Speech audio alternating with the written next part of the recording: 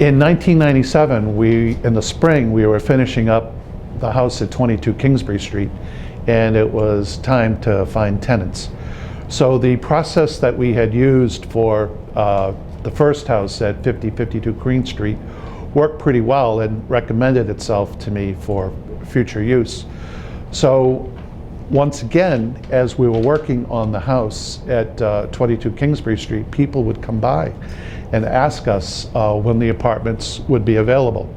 And I kept a list of people who came by, and because we take federal home funds from the city of Worcester, we promise that we will rent the units to low-income families. So the first step of the process is to make sure the tenant families fit the economic eligibility profile that comes from the Department of Housing and Urban Development, because the city of Worcester uses those standards in implementing the program.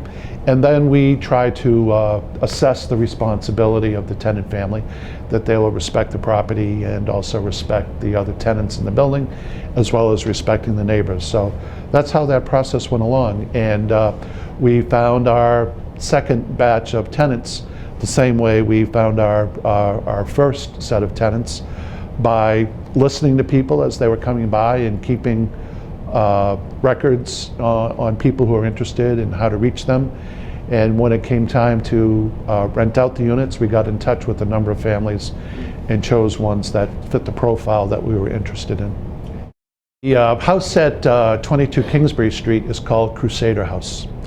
The reason we chose that name is because we were getting such incredible support from both students and alumni at the College of the Holy Cross. And we wanted to find a way to acknowledge them and to thank them. And we thought the best way to do that was basically to name a house after them. That's their mascot, the Crusader. And by calling it Crusader House, we are saying thank you to literally the hundreds of Holy Cross students who've worked on Matthew 25 houses, and literally the hundreds of alumni who have made a donation to Matthew 25 to help make the project possible. We were able to fund our project through the generosity of our benefactors, which includes Holy Cross alumni, my own family and friends, graduates of St. John's High School, and private donors from Worcester, Shrewsbury, and Holden, as well as some very generous grants from local foundations, including the Fletcher Foundation, the Stoddard Trust, the Fuller Foundation, and the Greater Worcester Community Foundation.